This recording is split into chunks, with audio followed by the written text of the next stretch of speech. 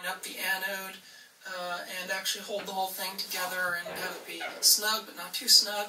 So I designed the holder in AutoCAD and printed it out, broke it up into 4 different parts because in order to get the kind of resolution on all the surfaces I needed for all the different features, it was really most practical to print it in 4 parts and then bolt it all together.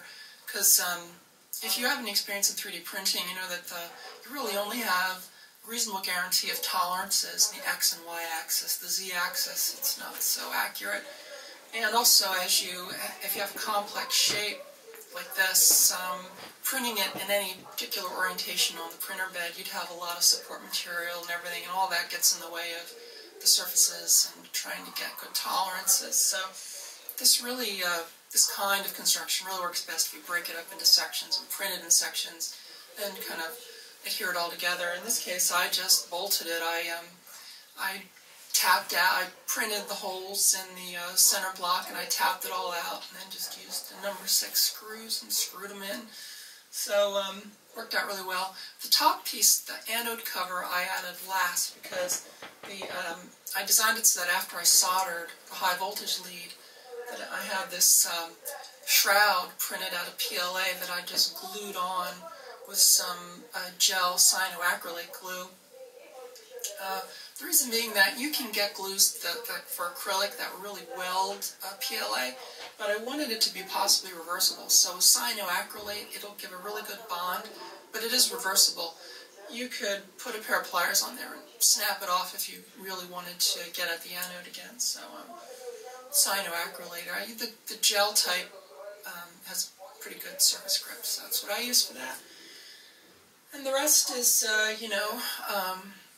a lot of off-the-shelf stuff. I got an off-the-shelf 2000 volt adjustable DC-DC converter high voltage power supply, which worked out really well because in addition to having the high voltage output, I also have a shutdown feature where I can actually shut down the high voltage.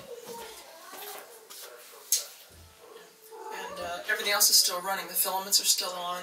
It just shuts off the high voltage. I can turn it back on. And I also have an adjustment for the high voltage output that I can use for brightness control. See, so on full on, that's about full brightness right there, and I'm running it down about a little under voltage. So that's that's pretty much it.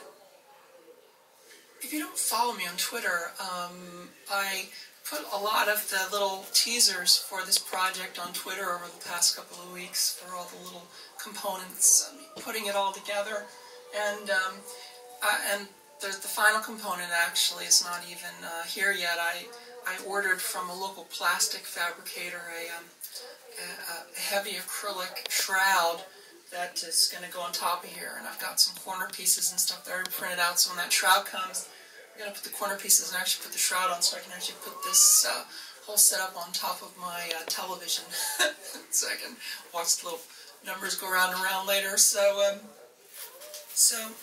one of the things that they talk about in the brochure for the advantage of the Nimmo is the viewing angle over the Nixie tube.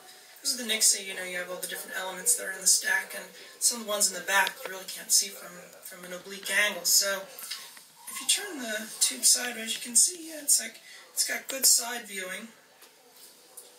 You can actually see the numbers at a fairly steep angle, even pretty much just like on the very edge. It's got that wraparound tube thing.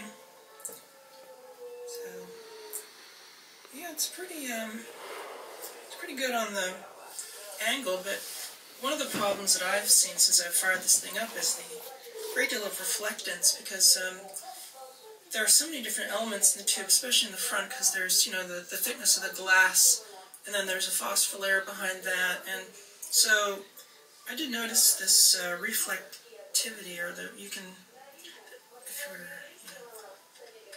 looking at the actual number, it's almost, you see a double image. It's not really a fact. It's not an artifact of the camera. I mean, I'm seeing it here too, and best as I can see is that the double image is caused by the refraction and reflection of the light inside the glass of the actual tube, because the tube glass on the end is pretty thick, I think, and so you're actually seeing the light bouncing, part of the light reflecting off the outer surface of the inside of the glass tube and then reflecting back onto the phosphor, sort of as a reflected, slightly refracted image, which sort of appears as a slightly larger, blurrier image of the number on top of the number. So, but yeah, it's very hard to photograph too because the number is very bright and the tube is not. So, if I turn it down, like, I'm going to really make it dim here. Yeah, doesn't really help with the view. For some reason, I'm not really picking up the color. I think it's because the color correction, because the lighting up here is kind of beigeish. But it is a bright phosphor green. It's not really blue like it's appearing in my monitor. Yeah, there you go. I'm really pleased it all came together. If you ever do run into a NIMO tube of any configuration, you should definitely snatch it up, because yeah, they are pretty amazing, forgotten pieces of technological history, no doubt about that. So anyway, let's go and look at the theory of operation for the NIMO. Okay, so this is a printout of that catalog that's available online, and you can Google it and find it yourself. This is the thing that really surprised me, is the catalog. This is it's dated 1969. It has the single digit, and then it also has this 6-digit and also a 4-digit version. And I think they even, I saw an example of even a 64-element version that they had made at least small runs of.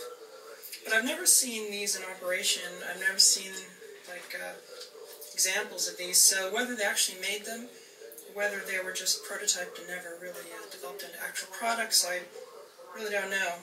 But right at the start, in their brochure, they're showcasing the advantages of the NIMO over the Nixie tube for, you know, the cloudiness of the image, although with, you know, in practice, the NIMO does have its own artifacts with reflectance and refractance.